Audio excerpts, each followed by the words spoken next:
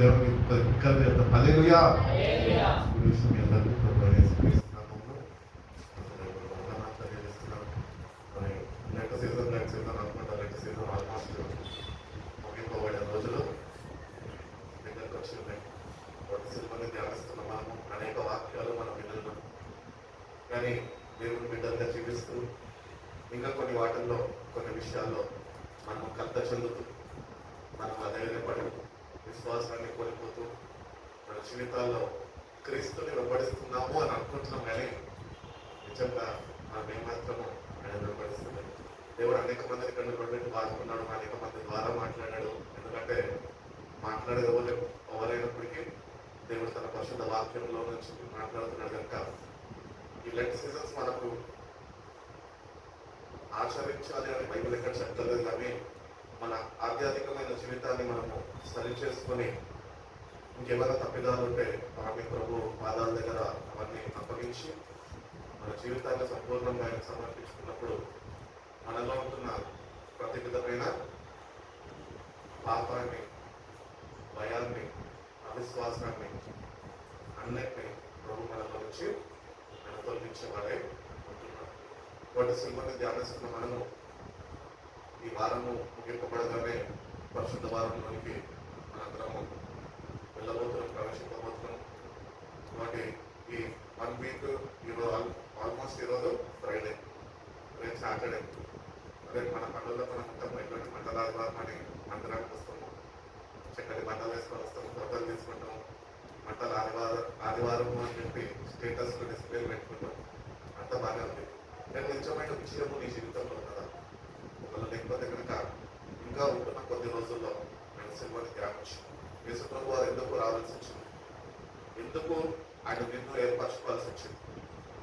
ఇటు రీతిగానే దేవుని బిడ్డలు దేవుని వెంబడిస్తూ దేవుని విశ్వసిస్తూ రక్షణ పొందుకొని కూడా ఇంకా దేవుని యందు సంపూర్ణ విశ్వాసం వాళ్ళు కలిగి జీవించలేకపోతున్నారు. ఎందుకంటే కార్యాలు వాళ్ళు చూడగలిగితేనే, పొందుకోగలిగితేనే దేవుని యందు విశ్వాసము అధికపరచబడుతుంది అన్న మాటలోనే నడుచుకుంటున్నారు. కానీ ఏది జరిగినా ఏది జరగకపోయినా నా దేవుడు నాతో ఉన్నాడు అని గొప్ప విశ్వాసంతో మనము ముందుకు వెళ్ళే వారిగా మనం ఉండాలి. మనం ఎవరండి? దేవుని బిడ్డలకు. నీ కొరకు నా కొరకు మనల్ని ప్రేమించి, నన్ను నిన్ను ప్రేమించి ఆయన కల్వరి శిలువలో తన ప్రశస్తమైన రక్తాన్ని చిందించి ఆయన మన సొత్తుగా, తన బిడ్డలుగా ఆయన చేసుకున్నాడు. మన ప్రతి ఒక్క పాపం నుంచి మనం కడగబడాలని, ఆయనకు సమీపస్తులుగా జీవించాలని, ఒక పరిశుద్ధమైన జీవితము ఆయన కొరకు ప్రతిబింబించుకొని జీవించాలని దేవుడు ఎంతగానో మన దగ్గర నుంచి ఆశించున్నాడు. ఆయన మన దగ్గర నుంచి ఇన్ని ఆశించి ఉండగా మనము ఆయన ఆశయాన్ని నెరవేర్చే వారిని మనం ఉంటున్నాము. ఒకవేళ లేకపోతే కనుక ప్రభు నేటి నుంచి ఆయన ఈ ఆశయాలు ఏవైతే ఉన్నాయో అవన్నింటినీ నేను నా జీవితంలో ఉన్నాను, నా జీవితంలో నెరవేర్చు ప్రభా. కాల్చిన రక్తం చేత నన్ను కడుగు ప్రభా. గొప్ప విజయాన్ని నా జీవితంలో నాకు అనుగ్రహించడానికి దేవుని అడగగలక దేవుడు తప్పక మనకి సహాయం చేసేవాడి. వాక్యంలో బలపరుస్తాడు, పరిశుధాత్మ శక్తి ద్వారా మీరు ఉంచుతాడు. అతనికి కాసిన రక్తము నేటికి కూడా అది ప్రవహిస్తుంది కనుక దాంతో మన పాపాలన్నింటినీ మనం కడుక్కొని ప్రభా ఈ శక్తితో నన్ను నింపయ్యా చెప్తే కనుక దేవుడు తప్పక మనకి సహాయం చేస్తాడు, ఆయన ఆడుకుంటాడు. మనం ఇద్దరు సహోదరులను మనం చూసుకుంటాం. వాళ్ళు వేసే చాలా ఇష్టం అంట. ఎవరంటే వాళ్ళు ఇద్దరు? మార్తా ఇంకా మరియా. మార్తా, మరియా యేసయ్యకి చాలా ఇష్టమైన వారట. వాళ్ళ సహోదరుడు లాజరు యేసయ్యకి చాలా ఇష్టం అంట. ఎప్పుడు యేసయ్య వాళ్ళు ఉన్నప్పుడు వాళ్ళతో సంతోషంగా, సొంత వారిగా, రక్త సంబంధులు ఎట్టి రీతిగా అయితే కలిసి ఉంటారో అటు రీతిగా వాళ్ళతో అంత మంచి సావాసం కలిగి ఉండేవారు. వాళ్ళు కూడా యేసయ్య అంత మంచిగా ప్రేమించేవారు. యేసయ్య కూడా వాళ్ళని అట్టి రీతిగానే ప్రేమించేవారు. కానీ ఒకనొక సమయం వచ్చినప్పుడు మార్తా యేసయ్య చెప్తుంటుంది. యోహాను సువార్త 11:25 వరకు చదవండి. 21 నుంచి చదవండి.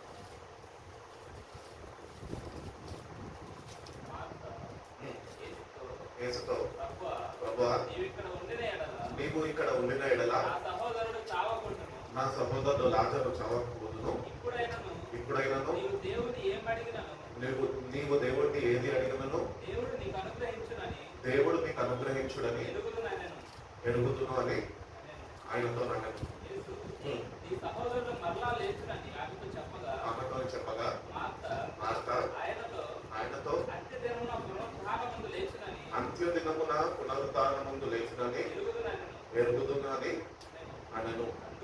అందుకు యేసు పునరుద్ధానమును జీవమును నేనే, నా యందు విశ్వసించిన వాడు నా యందు విశ్వాసం ఉంచిన వాడు చనిపోను బ్రతుకును. ఇక్కడ యేసు ప్రభు మార్తతో మాట్లాడుతున్నాడు. మార్తలో ఏమున్నది అంటే, మార్తలో ఒక భయం ఉన్నది. ఆమె ఏమంటుందంటే, యేసయ్య ఆయన లాజరు చనిపోయి 3 రోజులు దాటేసినాక ఆయన 4 రోజులు సమాధిలో పెట్టబడినప్పుడు ఆయన వస్తున్నాడు అని వెంటనే మార్తలో యొక్క భయము ఆమెను కలగలుస్తున్నారు. ఏంటంటే యేసయ్య చూడగానే ఒకటి అంటుంది, అయ్యా ఒకవేళ నువ్వు ఇక్కడ ఉండుంటే నా సహోదరుడు చనిపోయేవాడు కాదు. అంటే ఆ మరణము యొక్క భయము మార్తని వెంటాడుతున్నదండి. మన జీవితాల్లో కూడా మరణము అనే భయము మనల్ని వెంటాడుతుంటుంది. కానీ యేసు ప్రభు అంటాడు, నా యందు విశ్వసించిన వాడు ఒకవేళ వాడు చనిపోయినను వాడు బ్రతుకును. అంటే మార్త అంటది, అవునయ్యా, ఎప్పుడు మృతులకు పునరుద్ధానమును అప్పుడు అంత్యదినమున వాళ్ళు లేస్తారో నాకు కూడా తెలిసి ఉంటుంది. అంటే మార్త కూడా మనలాంటి క్రైస్తవురాలి, ఒక సహోదరే. మందిరానికి వెళ్తుంది, యేసయ్య బోధనకి లోబడుతుంది, అంతా వెంబడిస్తుంది, అంతా బాగానే ఉంది. కానీ మార్తలో ఏమున్నది అంటే మరణ భయం అనేది ఆమెలో దాగి ఉంది. అందుకని ప్రభు అంటాడు, ఒకవేళ నువ్వు నిజంగా నువ్వు నా యందు విశ్వసిస్తే కనుక నువ్వు తప్పక బ్రతుకుతావు, నీ సహోదరుడు తప్పక బతుకుతాడు అని ఆమెతో చెప్తాడు. కాబట్టి మన జీవితాల్లో కూడా మనం చాలాసార్లు మరణ భయంతో మనము పీడింపబడుతున్నాం. మరణ భయం యొక్క దాసత్వంలో మనమందరము దండబడి ఉన్నాం. అందుకనే బైబిల్ సెలవిస్తుంది, ఏమని సెలవిస్తుందంటే రోమీయులకు రాసిన పత్రిక 6:23లో పాపం వల్ల వచ్చే జీవితము మరణము. ఈ రోజు యేసు ప్రభు వారు ఇక్కడికి ఎందుకు వచ్చారు అంటే, ఈ భూమిపైకి ఎందుకు వచ్చారంటే తన ప్రాణాన్ని ఎందుకు అర్పించాల్సి వచ్చిందంటే ఈ మరణము నుంచి మనల్ని విడిపించడానికి. హల్లెలూయా. కాబట్టి మార్తలో ప్రభు గుర్తించాడు ఏంటి అంటే, మరణపు అనే దాసత్వపు కాడి కింద మార్త ఉన్నది. ఆ కాడి నుంచి ఇప్పుడు మార్తని నేను విడిపించాలి. లాజరుని పిలవగానే లాజరు బయటకు వచ్చాడు. కాబట్టి మరణపు అనే దాసత్వం నుంచి విడుదల పొందుతారు మనం. ఎట్టి రీతిగా అంటే ఆయన యొక్క సంపూర్ణ విశ్వాసము మనము కలిగి జీవించినప్పుడు యేసు ప్రభు వారు మనని మరణ భయం నుంచి విడిపించడానికి, మరణం నుంచి తప్పించడానికి మాత్రమే ఆయన వచ్చి ఉన్నాడు. కాబట్టి ఈ రోజుకి క్రైస్తవులుగా జీవిస్తూ ఒక 20-30 సంవత్సరాలు రక్షణ అనుభవం నీకు ఉండొచ్చు, కానీ నీలో ఒక మరణ భయము అనేది నీకు ఉంటుంది. అంటే నువ్వు దేవుడిని ఇంకా సరైన రీతిలో విశ్వసిస్తలేదు అని దాని అర్థం అన్నమాట. కాబట్టి నేను ఎప్పుడు చెప్తూ ఉంటాను కదా, క్రైస్తవుడు దేవునికి భయపడద్దు, మరణానికి అస్సలు భయపడద్దు. ఎప్పుడైనా కానీ మనం కన్ను మూస్తే మన ప్రభు సన్నిధిలో కన్ను తెలుసు, మన నిశ్చయత అంటే నిరీక్షణ మనకి దేవుడు అనుగ్రహించిన శిల్వ యాగం ద్వారా ఈ మరణ భయాన్ని మన నుంచి ఆయన తీసివేసి ఉన్నాడు, కొట్టివేసి ఉన్నాడు. కానీ నేటికి కూడా సార్వత్రిక సంఘంలో క్రైస్తవులని రక్షణ పొందుకున్న వాళ్ళని చూస్తున్నట్లయితే కనుక మరణం అనగానే ఒక భయము కొన్ని ఆవరింపబడిపోతూ ఉంటారు. కొద్దిగా అనారోగ్యం రాగానే నాకేమైపోతుందా అని ఒక భయం, లేకపోతే ఇంట్లో ఎవరైనా కోల్పోయినామనుకో, వాళ్ళ ఎవరైనా పోగొట్టుకున్నామనుకో అని ఒక భయం. ఎందుకు ఈ మరణము మనిషిని ఆవరిస్తుంది, వెంబడిస్తుంది? ఎందుకంటే మనిషిలో ఉంటున్నది పాపం. అందుకని బైబిల్ చెప్తుంది, పాపం వల్ల వచ్చే జీవితము మరణము అని. ఈ పాపము మనలో ఉన్నంత కాలము ఈ మరణ భయము అనే దాంతో మనము బానిసత్వం ఉంటుంటాం. ఈ బానిసత్వంలో మనం పట్టబడి ఉన్నాం. అందుకనే ఈ బానిసత్వం నుంచి విడిపించడానికి ప్రభు మార్తతో అంటున్నాడు, పునరుద్ధానంలో జీవము నేనే, నా యందు విశ్వసించిన వాడు చనిపోయినను వాడు బ్రతుకును. బ్రతికి నా యందు విశ్వసించిన వాడు ఎన్నటికీ చనిపోడు. ఈ మాటను నమ్ముచున్నావా అని ఆమెను అడుగుతున్నాడు. అప్పుడు ఆమె అవును ప్రభు అని నమ్ముతున్నాను. అట్టి సంపూర్ణతలోనికి మనం నడిపిపోగలం. విశ్వాసం ఉంటే సరిపోదు, దేవుని యొక్క సంపూర్ణ విశ్వాసం మనకు కావాలి.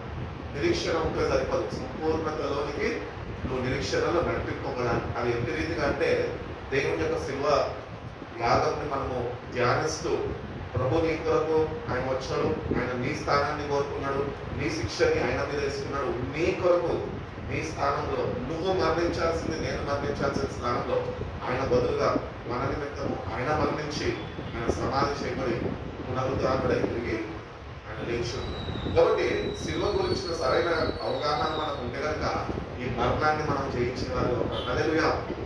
కాబట్టి మరణము అనే భయము మనని వెంటాడకుండా ప్రతినిత్యము సిల్వర్ గురించిన సువార్త నశించిన వారికి వెర్రితనంగా ఉన్నది, కానీ దేవుడి రక్షింపబడ్డ వారికి అది దేవుడి శక్తి ఉన్నది. కాబట్టి ఈ మరణ భయము మనం వెంటాడుతుండగా, సిల్వని మనం ధ్యానిస్తుండగా, దేవుడి తన శక్తితో మనం నింపుతుండగా మనం ఈ మరణాన్ని మనము జయించేవారు. దేవుడి శక్తిని అనుగ్రహిస్తున్నాడు. ఆయన మరణం యొక్క ముళ్ళుని విరగొట్టున్నాడు. ఓ మరణమా నీ ముళ్ళు ఎక్కడ, ఓ మరణమా నీ విషయము ఎక్కడా అని అడిగాడు. కాబట్టి ఆయన యొక్క సంపూర్ణ విశ్వాసం మనకు ఉన్నప్పుడు ఈ మరణము అనే దాసత్వం కాడి నుంచి దేవుడు మనని విడిపిస్తాడు. ఆ విడుదల మనం పొందుకున్నప్పుడే నిజ క్రైస్తవులను మనము జీవించగలుగుతాం. కాబట్టి దేవుడి బిడ్డగా ఈ మరణ భయం యొక్క దాసత్వం అంటే ఒక బాండేజ్ అనమాట. ఈ బంధకం, మరణం అనేది ఒక బంధకం. ఈ మరణం అనే బంధకం నుంచి మనని ఆయన విడిపించడానికి ఆయన ప్రాణాన్ని త్యాగం చేశాడు. ఆయన నీ స్థానంలో, నువ్వు చనిపోవాల్సిన స్థానంలో ఆయన చనిపోయి ఆయన విశ్వసించు, నువ్వు చనిపోయినప్పటికీ నువ్వు మళ్ళా తిరిగి నువ్వు బ్రతుకుతావు అని ఒక భరోసా కలుగజేశాడు దేవుడు మనకి. కాబట్టి ఈ మరణ భయం మనం వెంటాడుతుంటే మారతా వంటి స్వభావం మనకుంటే మనం అది మార్చుతాం. మనము దేవుడి యొక్క సంపూర్ణ విశ్వాసము మనం కలిగి ఉండాలి. అయ్యో మా ఇంట్లో ఇట్లా ఎందుకు అయ్యింది అని ఒక ప్రశ్న మనలో ఉండదు. మార్తలో అదే ప్రశ్న వెంబడిస్తున్నాము. ఏంటంటే ప్రభు నువ్వు ఇక్కడ ఉంటే నా సహోదరుడు చనిపోయేవాడు కాదు. ఎందుకు ప్రభు ఉంటే చనిపోవచ్చు, ప్రభు లేకపోయినా చనిపోయినాడు. కానీ ప్రభు యొక్క నామాన్ని మహిమపరచబడడానికి, ఆయన నామాన్ని మహిమపరచుకోవడానికి లాజరుని ఆయన కేక వేసి పిలిచినప్పుడు లాజరు బ్రతికి చనిపోయి 4 రోజులు పెట్టినప్పటికీ కూడా ఆయన లేచి బయటకి రావడం చెప్పింది. కాబట్టి మారుతానంటున్నాడు, నువ్వు ఇది నమ్ముచున్నావా మాట అంటే అవును నేను నమ్ముచున్నావా అనేది. మనం కూడా దేవుని యొక్క సంపూర్ణ విశ్వాసము కలిగి జీవించాలి. చంచలమైన విశ్వాసం మనలో ఉండకూడదు. మార్తలో మనం చూసుకున్నట్లయితే కనుక చంచలమైన విశ్వాసం, మార్తాకి తెలుసు దేవుని కుమారుడు యేసు ప్రభు అని, కానీ ఆమెలో ఉంటున్న ఏమంటారు కలవరం ఏం చేస్తుందంటే ప్రభుని ప్రశ్నించే రీతిగా ఆమె స్వభావం మారిపోయింది. ఏంటంటే ఒకవేళ నువ్వు ఉన్నట్టే నా సహోదరుని నేను కోల్పోయేదాన్ని కాదు అని. కానీ ప్రభు తెలియజేస్తున్నాడు పునరుద్ధానంలో జీవనం నేనే. అదే రీతిగానే ఆయన నిరూపించుకున్నాడు. కల్వరి శిలువలో నిన్ను ప్రేమించాడు, మన పాపాలన్నింటినీ ఆయన మీద వస్తున్నాడు, శాపగ్రస్తులుగా మార్చబడ్డాడు. అదే రీతిగానే ఆయన ఆఖరి బొట్టు వరకు చిందించి ఆయన కల్వరి శిలువలో మరణాన్ని ఆయన పొందుకున్నాడు. మరణాన్ని పొందుకున్న ఆయన 3వ దినం మన మృతులు చేయడం తిరిగి లేచి మరణ భయం నుంచి మనల్ని అందరినీ విడిపించాడు. అందుకని భక్తులు కూడా పాట రాశారు కదా, ప్రాణ భయమును తొలగించినావు, ప్రాకారములను స్థాపించినావు,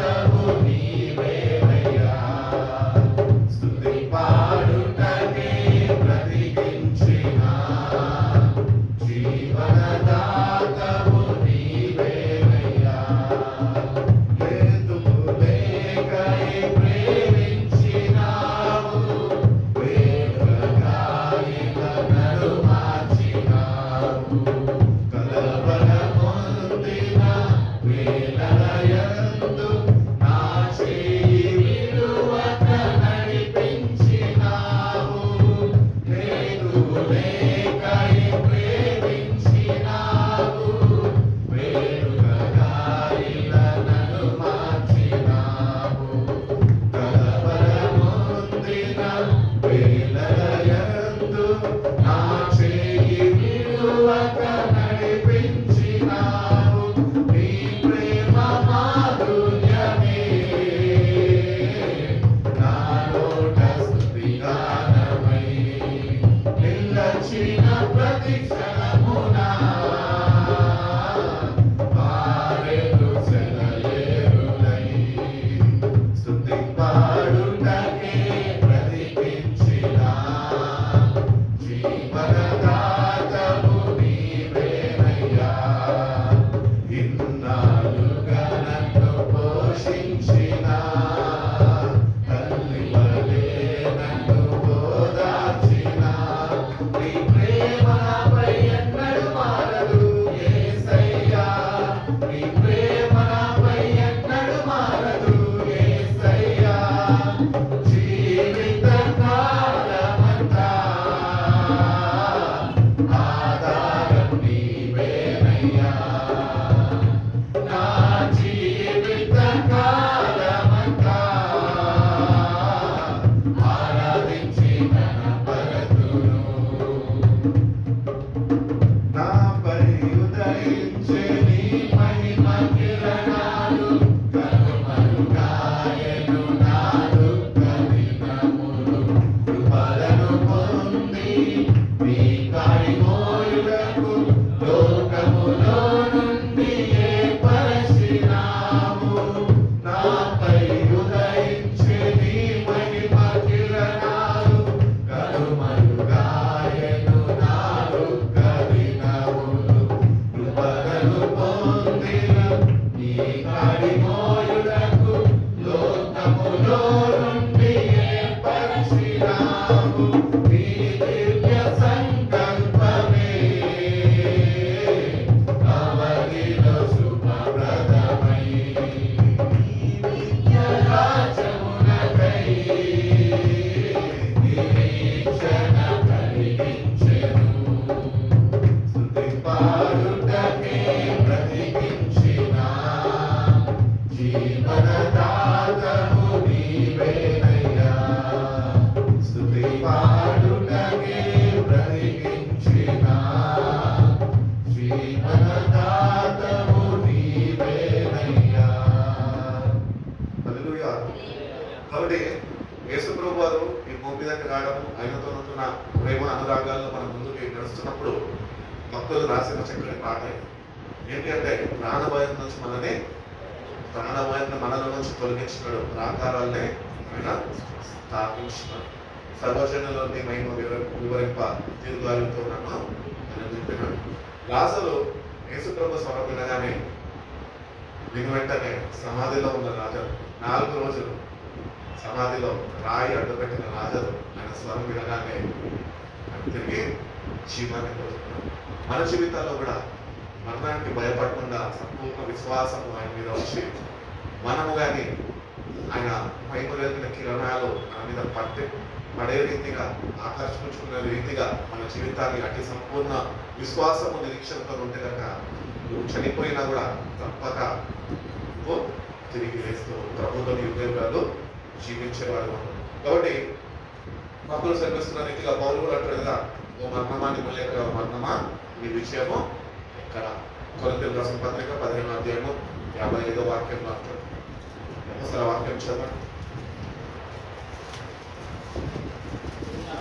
ఓ మరణమా నీ విజయం ఎక్కడ, ఓ మరణమా నీ ముళ్ళు ఎక్కడ. మరణపు ముళ్ళు పాపము, పాపముకున్న బలము ధర్మశాస్త్రమే. అయినను మన ప్రభు అయిన యేసుక్రీస్తు మూలముగా మనకి జయము అనుగ్రహిస్తున్న దేవుడికి హల్లెలూయా. కాబట్టి ఆయన నీ కొరకు మరణించిన స్థానంలో నీకు జయము అనుగ్రహింపబడ్డది. కాబట్టి మనం దేనికి అధైర్యపడక్కర్లేదు, భయపడక్కర్లేదు.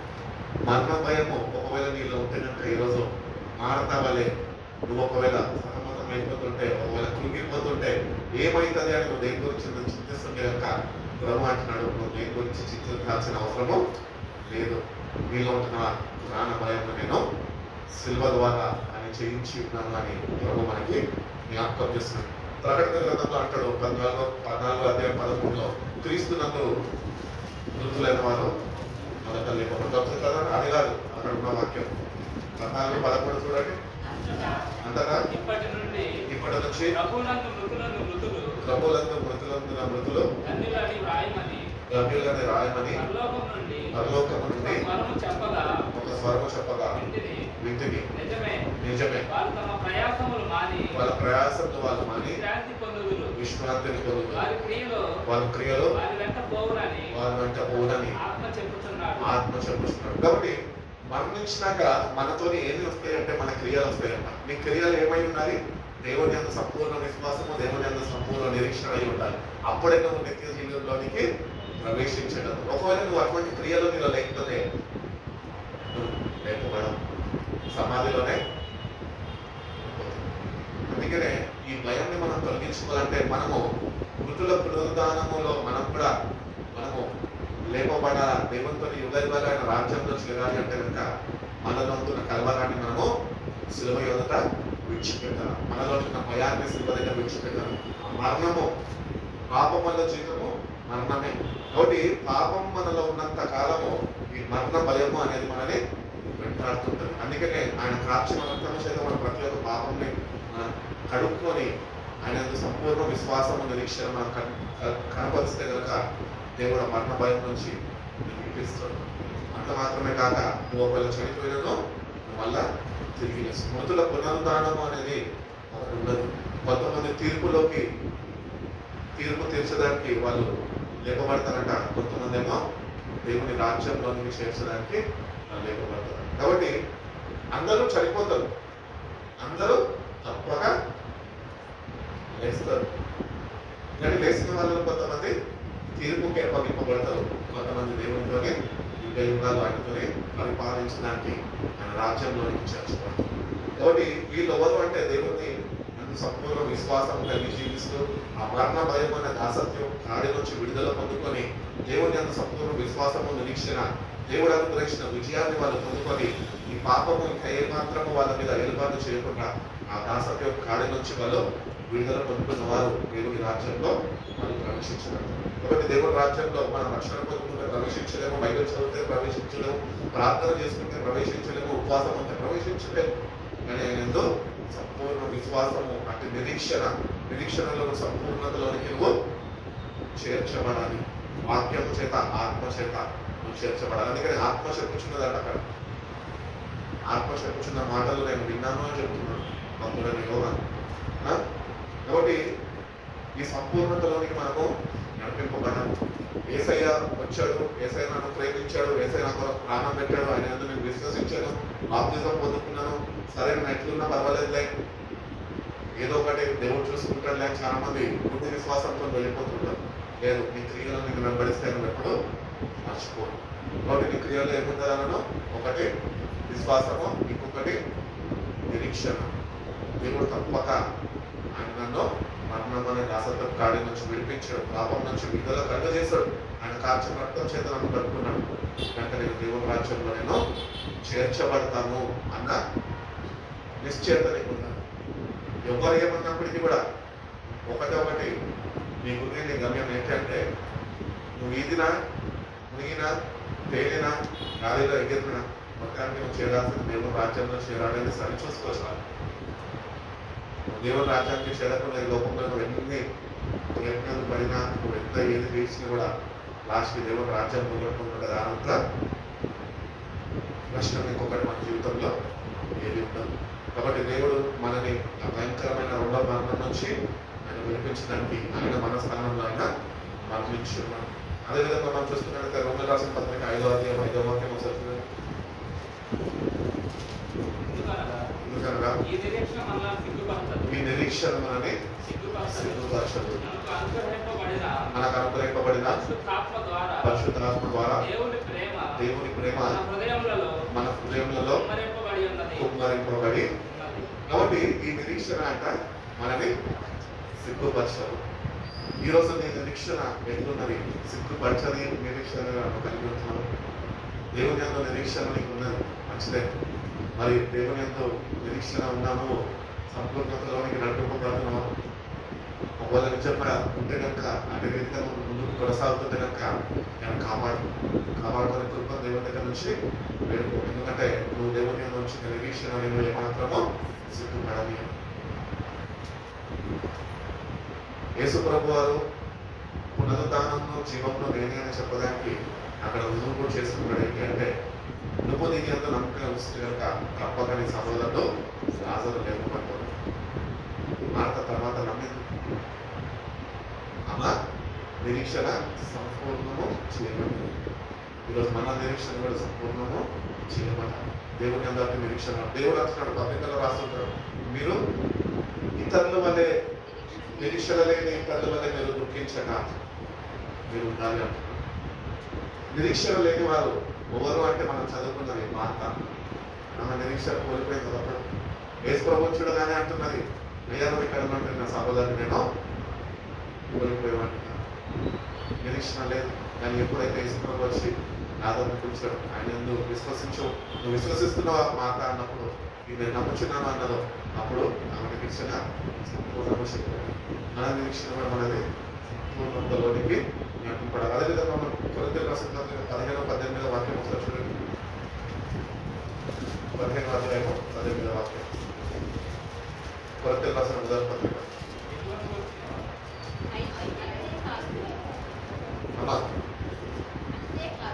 అంతేకాదు క్రీస్తునందు నిద్రించిన వారిని నశించిరి. క్రీస్తునందు నిద్రించిన వారు నశించరు. ఈ జీవిత కాలం మట్టుకే మనం క్రీస్తునందు నిరీక్షించు వారమైన ఎడల మనుషులందరికంటే దౌర్భాగ్యులమైంది. ఈ మాటలు దానికి కొద్దిగా అర్థం కావాలంటే ముందు 16వ వాక్యం నుంచి చదువుతున్నాం. మృతులు లేపబడిన ఎడల క్రీస్తు కూడా లేపబడలేదు. క్రీస్తు లేపబడిన ఎడల మీ విశ్వాసం వ్యర్థమే. మీరు ఇంకనూ మీ పాపంలోనే ఉన్నారు. అంతేకాదు క్రీస్తునందు నిద్రించిన వారిని నశించిరి. క్రీస్తునందు నిద్రించిన వారు కూడా నశించరి. ఈ జీవిత కాలం మట్టుకే మనం క్రీస్తునందు నిరీక్షించు వారమైన ఎడల, ఒకవేళ నిరీక్షించిన వారైన ఎడల మనుషుల కంటే దౌర్భాగ్యులై. మనం ఒకటి గుర్తించాలి. యేసు ప్రభు ఎట్టి రీతిగా అయితే ఆయన శిలువ మరణాన్ని పొంది ఆయన మరణించి సమాధి చేయబడ్డాడు, ఆయన పునరుద్ధానుడై తిరిగి లేచాడో, మరణం ముళ్ళుని ఆయన విరగొట్టాడో, ఈ రోజు మనకి ఎటువంటి నిరీక్షణ మనం కలిగి ఉండాలని మొత్తం తెలుస్తున్నా అంటే ఈ జీవితంలో జీవించినంత కాలమే నిరీక్షణ ఉండడం కాదు, కానీ ఈ జీవితం తర్వాత ఏ నిరీక్షణ కలిగి ఉండబోతున్నావు అన్నది ప్రాముఖ్యమైన విషయం. ఈరోజు అందరిని అంటారు, అందరిని అడిగితే ఒకటే అంటారు, దేవుని అందు విశ్వసిస్తారంటే దేవుని అందు నమ్మిక ఉంచానండి, దేవుని అందు నిరీక్షణ ఉందని అంటారు. ఈ జీవితంలో ఉన్నప్పుడు నిరీక్షణ కాదు దేవుడు మాట్లాడేది. ఈ జీవితాన్ని నువ్వు ముగించుకున్నాక, నీ ప్రయాణాన్ని నువ్వు పెరగొట్టించినాక, తర్వాత రాబోయే దేవుని తీర్పు కానీ దేవుని ఎదుర్కొనే విషయంలో వచ్చినప్పుడు అప్పుడు ఏ నిరీక్షణ నువ్వు కలిగి ఉంటున్నావు? నిజంగా దేవుడు కోరుకుంటున్న నిరీక్షణ ఫీల్ అవుతున్నాడు, లేకపోతే కనుక నీ నిరీక్షణ ఒకసారి సరిచూస్తున్నావు. ఎందుకంటే అపవాది అయిన సాతాను దేవుడు తన ప్రజలని తన స్వర్గం నుంచి కొనుక్కున్నప్పుడు వాడు ఏదో రీతిగా వాడు మోసం చేయడు. వాడు దేవుని వాక్యాన్ని ఆధారం చేసుకుని వాడు మోసం చేస్తాడు. నేను అనుకుంటాను, నిరీక్షణ ఉంది కదా, నిరీక్షణ గురించి ఎన్నో ప్రసంగాలు వింటాము, ఎన్నో ప్రసంగాలు చేస్తాము, లేకపోతే ఎన్నోసార్లు వాక్యము ధ్యానించుంటాము, ఈ నిరీక్షణ నాకు ఉంది కదా అనుకుంటాను. కానీ నీకున్న నిరీక్షణ అది కాదు, బైబిల్లో ఉన్న నిరీక్షణ నీకు లేదు. కానీ దేవుడు నీ దగ్గర నుంచి కోరుకుంటున్నది ఏంటంటే అంటే నిరీక్షణ కలిగిన వాడిపై ఉండాలి అని కోరుకుంటున్నాను. అంతస్లోకి రాసిన మొదటి పత్రిక 4వ అధ్యాయం 16వ వాక్యంలో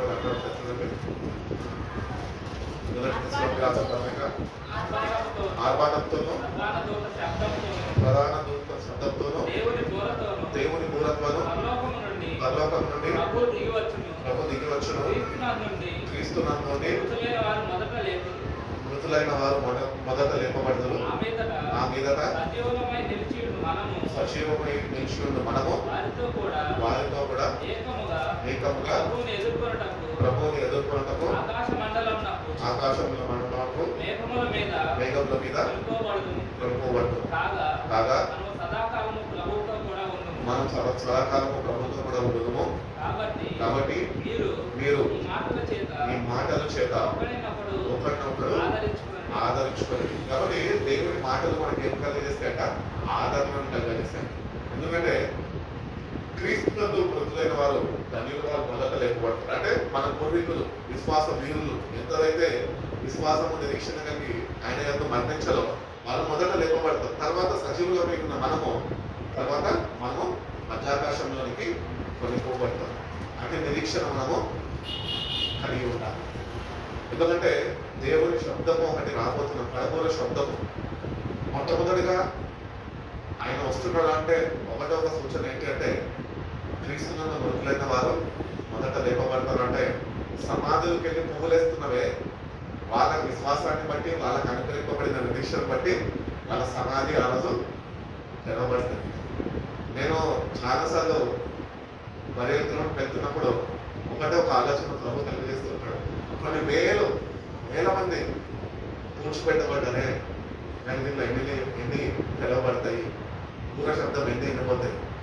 అప్పుడు ఒకటే అనుకుంటుంటాను, నన్ను నేను ఒకలాంటి భయంతో నేను నింపబడిపోతుంటాను. రేపో మాకు నేను కూడా ఇక్కడ పండుకోవాల్సింది, నన్ను కూడా ఇక్కడ తీసుకొచ్చి పెడతాను. కానీ ప్రభావ నాకు అటు విశ్వాసము అటు నిరీక్షణ వచ్చిందని అందరు సమాధులను నిలబడిన సమాధిగా సమాధులు ఉన్నది. కానీ ప్రభావ కడగూర శబ్దం వినగానే నా సమాధి కూడా అందరితోనే తెలుసుకునే కృపను అంటే విశ్వాసాన్ని నిరీక్షణ నాకు అనుగ్రహించే ప్రభావ ఎక్కువ ప్రార్థన చేస్తుంది. ఎంతో మంది అందరూ చనిపోతే ఏమన్నా ప్రభునాథం నిర్వహించడం అని చెప్తారు. నిజంగా ప్రభునాథం నిర్వహించేది జీవితాలైనా మనకు నిజంగా ప్రభునందు అటు విశ్వాసం నిరీక్షణ కలిగి జీవించే వారమైన మనం ప్రభు యొక్క పిలుపుని అందుకున్నాడని పేపర్లో వేస్తాం. ఆయన పిలుపుని అందుకున్నాడో ఎక్కడికి వెళ్ళాడో మనకు తెలియదు. నేను మన సంగతి ఈరోజు నిజంగా అటు రీతిగా అటు విశ్వాసం నిరీక్షణ లేకపోతే కనుక ఈరోజు నుంచి నీ జీవితాన్ని సరి చేసుకోండి. నిన్ను ప్రేమించడం, నిన్ను రక్షించడానికి, నీ ఆత్మ నిత్య నాశనంలోనికి అగ్నిలో తగలిపోకుండా ఉండడానికి ఆయన ప్రేమించి వచ్చిన ప్రాణాన్ని అర్పించాడు. నువ్వు ఆయన నువ్వు విశ్వసిస్తే, ఆయన నువ్వు ఒకవేళ మరణిస్తే నువ్వు మొదట లేకపోతావు. లేకపోతే ఇంకా సజీవంగా ఒకవేళ నువ్వు ఉంటుంటే ఇప్పటికీ కూడా సజీవంగా ఉంటున్నాం. కాబట్టి మనము అంటే విశ్వాసం అంటే నిరీక్షణ కలిగిన వారమై మనం ఉన్నప్పుడే ఆయనతోనే మనము ఆయనకు చేరుకోగలుగుతాము. మతాకాశం కంటే మనం కలుసుకునే వారుగా కాబట్టి ఈ నిరీక్షణ మనని ఏమాత్రము వర్షం. కాబట్టి దేవుడి యొక్క సంపూర్ణమైన నిరీక్షణను కలిగి ఉంటావు. నువ్వు ఎప్పుడైతే ఆయనతో సావసిస్తూ ఉంటావో, ఎప్పుడైతే దేవుడితో ఎక్కువగా నువ్వు సమయం గడపగలుగుతూ ఉంటావో, అప్పుడు నీ విశ్వాసం అధికపరచబడుతుంటుంది. అంటే రీతిగా నిరీక్షణ పెంపొందింపబడుతూ ఉంటుంది. అంటే నిరీక్షణ మనము కలిగి జీవించేవారమై ఉన్నాం. ఇతరుల వల్ల మనము దుఃఖించాలి. నేను ఎవరైనా చనిపోతే అనుకుంటున్నాను ప్రభావ, భక్తులు చనిపోతే వాళ్ళ దగ్గర వెళ్ళకుండా అనుకుంటుంటాను. ప్రభావ ఇంతకాలం వచ్చినావు, ఇంతకాలం నేను రాచావు, వారాన్ని అంతా నేను మోసే శక్తిని అనుగ్రహించవు. ఇప్పుడైతే నువ్వైతే ఆ బిడ్డకి విశ్రాంతిని అనుగ్రహించవు, ప్రయాసం నుంచి విడుదలను అనుగ్రహించవు. ఇంకా యుగాలు నీతోని జీవించే వారిగా ఆయన ఉంచిన విధానం పట్టణిస్తున్నాం. నిజంగానే మనం ఈ జీవితంలో ఎంతో ప్రయాసపడుతూ ఉంటాం, ఏదో చేయాలనుకుంటాం, ఏదో సాధించాలనుకుంటాం. కానీ ఇదంతా తాత్కాలికమైనది. ఈ లోకంలో లోకానికి సంబంధించిన అంతేగాని మనకంటూ మరొక స్థానం దేవుడు సిద్ధపరిచింది. అందుకని అన్నాడు కదా యోహాను సువార్తలో, మీ హృదయాలు కలవరపడనియద్దు. నాకు అంటే అనేక గృహాలు ఉన్నాయి, నేను వెళ్ళి వాటిని సిద్ధపరిచి మళ్ళా వచ్చి నేను ఉంటున్న స్థలంలో మిమ్మల్ని కూడా నేను తీసుకొని వెళ్తాను, నాతో ఉండే రీతి కానీ దేవుడు చెప్తున్నాడు. కాబట్టి కలవరము, ఈ భయం అనేది మనలో ఇంకా ఉంటుంది. అంటే ఇంకా నువ్వు సినిమాని సరైన రీతిలో ధ్యానించలేని వాడుగా, దాన్ని గ్రహించలేని వాడుగా. కాబట్టి మరణ భయం నుంచి దేవుడిని నువ్వు విడిపించాలని ఎంతగానో ఆశపడుతున్నాడు. అంటే విశ్వాసం, అంటే నిరీక్షణ దేవుని అందరూ కలిగి జీవించాలని దేవుడు కోరుకుంటున్నాడు. కొరింథీయులకు రాసిన మొదటి పత్రిక 17వ అధ్యాయం 22వ వాక్యం చదువు ముగించున్నాడు. మొదటి కొరింథీయులకు రాసిన పత్రిక 17వ అధ్యాయము 22వ వాక్యం. ఆదామునందు అందరూ ఎలాగూ మృతి పొందుతున్నారు, అలాగుననే క్రీస్తునందు అందరూ బ్రతికింపబడతారు. ఒకటి ఆదాము గురించి ఇక్కడ రాయబడి ఉన్నది. ఎందుకంటే ఆదాము దేవుని మాటని ధిక్కరించి పాపంకి పడి ఆయన మరణించుకున్నాడు. కానీ అటు రీతిగా ఆదాము మరణించాడో అటు రీతిగానే ప్రభు నీ స్థానము నా స్థానము కోరుకొని ఆయన మనము మరణించాల్సిన స్థానంలో ఆయన మరణించి మనని జీవింపజేసుకున్నాడు. కాబట్టి యేసు ప్రభు ఎట్టి రీతిగా అయితే మరణించి తిరిగి లేపబడ్డాడో, సజీవుడిగా ఎట్టి రీతిగా అయితే ఉన్నాడో మనకు కూడా ఒక నిత్యత్వం అనేది దేవుడు మనకి సిద్ధపరిచి ఉంచాడు. కాబట్టి పాపం వల్ల వచ్చే జీవితము మరణం. కాబట్టి పాపము మనలో ఉంటే అది నిన్ను భయానికి గురి చేస్తుంది. ఈ పాపము నీలో ఉంటే దేవుని యందు సరైన విశ్వాసం కలిగి జీవించగా నీకు వెనుకకి రావుతుంటుంది. అంటే నిరీక్షణను కలిగి జీవించగా ఈ పాపమైనతో అడ్డుకుంటుంటుంది. అందుకని నీలో ఉంటున్న ప్రతి ఒక్క పాపాన్ని ఆ కల్వరిలో సిలువలో కాల్చిన రక్తం చేత కడుక్కొని కృపను దేవుని దగ్గర నుంచి కొనుక్కొని ప్రతి ఒక్కటి ఆయన దగ్గర ఒప్పుకుంటే కనుక ఈ భయం నుంచి మనని ఆయన విడిపిస్తాడు. మనని సజీవంగా ఆయన రాజ్యంలోనికి ఆయన చేర్చుకుంటాడు అని తెలియజేస్తున్నాడు. యోహాను రాసిన పత్రిక యోహాను సువార్త 5:28 ఒక వాక్యం చదవండి.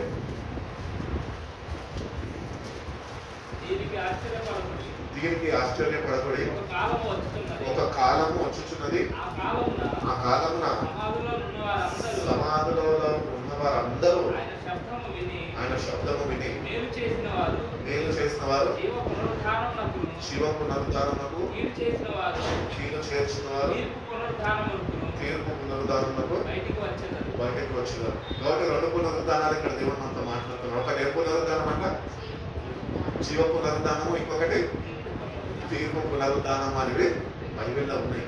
అవి నిత్యంగా మనము ఈ భూమిలో మన యాత్రను ముగించుకోగానే మనం ఒకరోజు ఎదుర్కోవాల్సిన ఈవెంట్స్ అవి మన లైఫ్లో.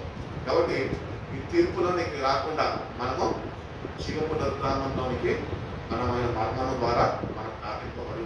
కానీ పాపము అనేది మనలో ఇంకా నివసిస్తుంది. పౌలు అంటాడు కదా, నేను ఏదైతే చేయొద్దనుకుంటున్నానో అది నేను చేస్తున్నాను, ఎందుకంటే నాలో ఉంటున్న పాపము నన్ను చేయనిస్తుంది. నాకు ఇష్టం లేదు చేయడానికి, కానీ నా లోపల ఉంటున్న పాపము అది చేయనిస్తుంది. నేను ఏదైతే మేలు చేయాలనుకుంటున్నా నేను చేయలేకపోతాను, ఎందుకంటే నాలో ఉంటున్న పాపం అని అడ్డుకుంటున్నది అని తెలియజేస్తుంది. కాబట్టి పాపము అనేది మనలో ఉంటుంది. ఎందుకంటే మనుషులందరూ పాపం కనుక బైబిల్ చెప్తుంది కదా, వేదం ఏమీ లేదు, అందరూ పాపము చేసి దేవుడు అనుగ్రహిస్తున్న మహిమను పోగొట్టుకున్నాం. కాబట్టి పాపం అనేది ప్రతి ఒక్కరి జీవితంలో ఉంటుంది. కానీ దాన్ని జయించే శక్తిని, పునరుద్ధాన శక్తిని దేవుని దగ్గర నుంచి మనము పొందుకొని దాని మీద చేయాలని మనం ఎప్పుడైతే పొందుకుంటామో అప్పుడే మనము జీవ పునరుద్ధానంలోకి మనము నడిపించగలుగుతాం, ప్రవేశించగలుగుతాం. కాబట్టి వీటిని అన్నింటి మీద మనము చేయగలుగుతాం. యేసు ప్రభు వారు ఇంకొకటి ఎందుకు వచ్చారంటే ఈ భూమి మీదకి సాతాను యొక్క తంత్రాలన్నింటినీ నిర్మూలపరచడానికే వచ్చారంట. ఈ సాతాను గాడే మరణాన్ని మనిషికి పరిచయం చేశాడు. మరణం అనేది మనిషికి ఏమాత్రం ఒకప్పుడు పరిచయం లేదు. ఏదైతే కేవలము జీవమే ఉండే, జీవాత్మ ఉండడు, మనిషి జీవి ఆయన అని ఉంది, అంతేగాని మరణం లేదు. కానీ ఎప్పుడైతే పాపం ఎంటరైందో మరణం అనేది మనిషి జీవితంలోకి ఎంటరైంది. కాబట్టి మరణం నుంచి విడుదల పొందుకోవడానికి ప్రభు మన కొరకు ప్రాణాన్ని అర్పించారు. ఈ రోజు మనం చూసుకున్నట్లయితే ఇశ్రాయేలు ప్రజలందరూ కూడా దేవుడికి ధిక్కరించి వాళ్ళు పాపము చేసి దేవుడికి విరుద్ధంగా వాళ్ళు దేవుడి మీద తిరుగుబాటు చేసినప్పుడు వాళ్ళు అరణ్యంలో వాళ్ళు మరణానికి అప్పగింపబడారు. విషపు సర్పములు వచ్చి వాళ్ళని కాటు వేసి చాలా మంది మరణించారు. అప్పుడు దేవుడు మోషేతో చెప్తున్నాడు ఏంటంటే, ఒక స్తంభం మీద సర్పాన్ని పెట్టి నువ్వు ఇత్తడి సర్పాన్ని పెట్టి నువ్వు నా వైపు ఎంతైతే చూస్తారు వాళ్ళు చేస్తారు. అట్టి రీతిగా నేను కొత్త నిబంధన క్రైస్తవులుగా మనము ఈరోజు యేసు ప్రభు నీ కొరకు నా కొరకు కలవలసిలో ఆయన ప్రాణాన్ని అర్పించాడు. ఈరోజు మనం ఆయన వైపు చూస్తూ సంపూర్ణ విశ్వాసం నిరీక్షగా మనం ఉంచితే కనుక మనం కూడా చనిపోయినప్పటికీ మనం తిరిగి మళ్ళా మనం కొరింథీయులకు రాసిన పత్రిక 15:26 చూసుకొని తీసుకున్నాం.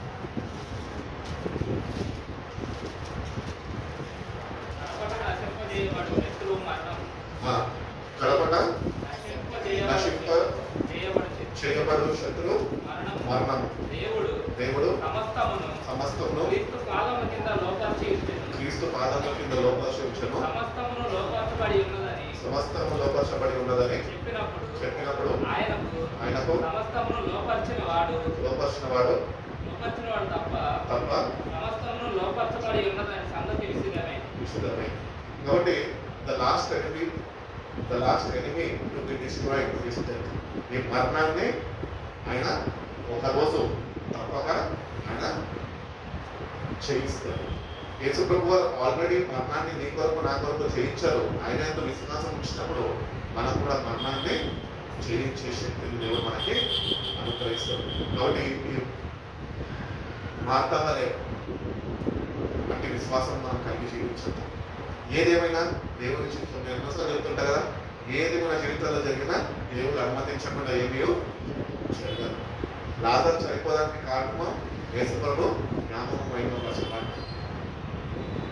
యేసు ప్రభుకి ముందుగానే తెలుసు లాజరు చనిపోయాడు. ఎక్కడో లేడు యేసయ్య, ఒక 3-4 కిలోమీటర్ల దూరంగానే ఉన్నాడు. ఆయన రావచ్చు కదా, అప్పుడే లేపచ్చు కదా, కానీ 4 రోజులైనా వచ్చాడు. ఎందుకు? శివముగానే ఉన్నాడు. ఆ శివాన్ని నేనే అయి ఉన్నానని మార్తాకి తెలియజేశాడు. మార్తానే బలపరచు, మార్త విశ్వాసాన్ని పెంపొందించు, అంటే నిరీక్షణ కలిగి ఉండాలని దేవుడు మన దగ్గర నుంచి వాటి దేవుడి బిడ్డల రక్షణ పొందుకున్న మనము ఆయన సింహమరణం ద్వారా మనం తెలుసుకోవాల్సింది ఏంటంటే ఈ మరణము అనే దాసత్వపు కాలం నుంచి మనము విడిపింపబడాలి. ఈ మరణములోనే నువ్వు ఒకవేళ నువ్వు కానీ చనిపోతే, మరణము భయంలోనే నువ్వు చనిపోతే కనుక నిత్య జీవము అనేది నీకు ఉండదు. అందుకని నువ్వు జీవించినప్పుడే మరణ భయమును నువ్వు చేయించేవారు ఉండాలి. అందుకని పౌలంటున్నాడు, మరణమానికి ఎక్కడ, మరణమానికి విజయము ఎక్కడ. క్రీస్తు ద్వారా మనకి విజయం అనుకునే కాబట్టి ఆయన సింహ మరణం ద్వారా మనకి నిత్య శివము అనే దేవుడు మనకి ఎలా ఇష్టపడి ఉన్నాడు అని విశ్వాసం అంటే నిరీక్షణ అయినంత కలిగి మనము మరణము భయము ఈ దాసత్వ గాడి నుంచి, పాపమైన దాసత్వ గాడి నుంచి విడుదల పొందుకొని నేటి నుంచిన ప్రభా ఈ మరణము అనే భయం నుంచి నన్ను విడిపించేయాలి. ఏ మాత్రము నేను మరణానికి భయపడకుండా దాన్ని జయించే గొప్ప శక్తిని నీ శక్తితో నన్ను ఎక్కువ దేవుడు అంటే కనుక దేవుడు తప్పక ఆయనతో దాని శక్తితో దేవుడు అంటే గొప్ప మన అందరికీ అనుగ్రహించిన కలమోసుకున్న ప్రార్థన చేస్తున్నాం.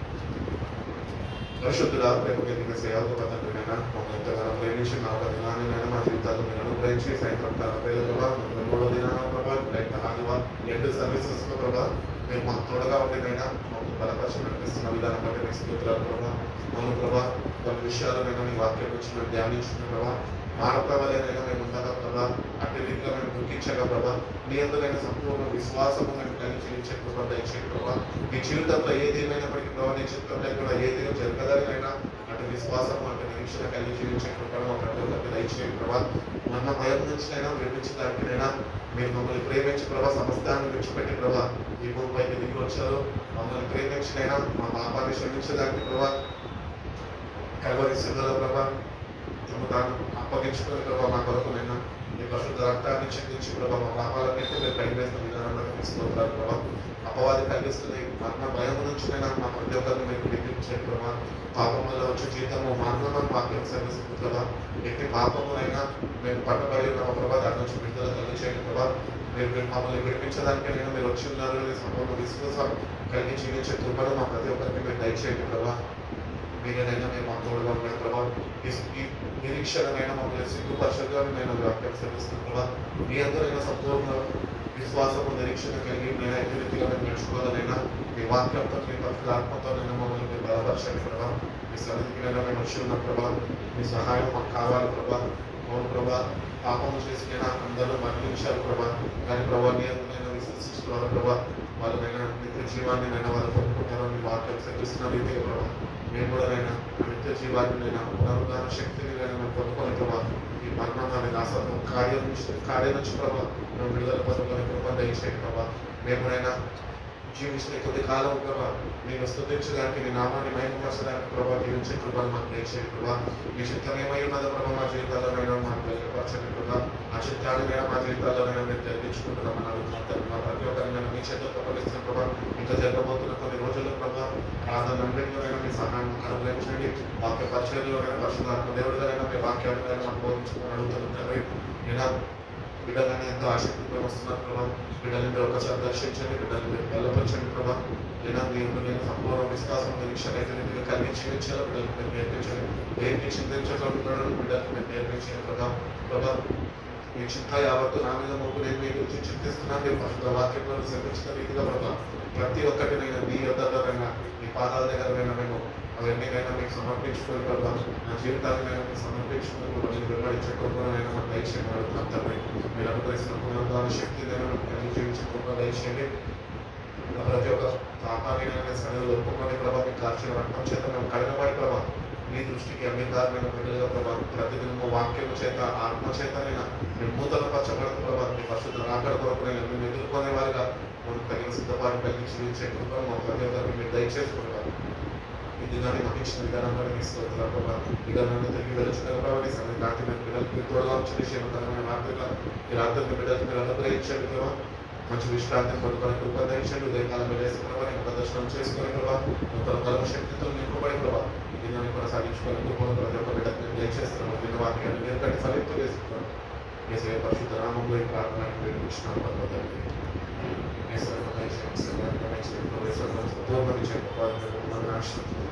పరిశుద్ధ నామం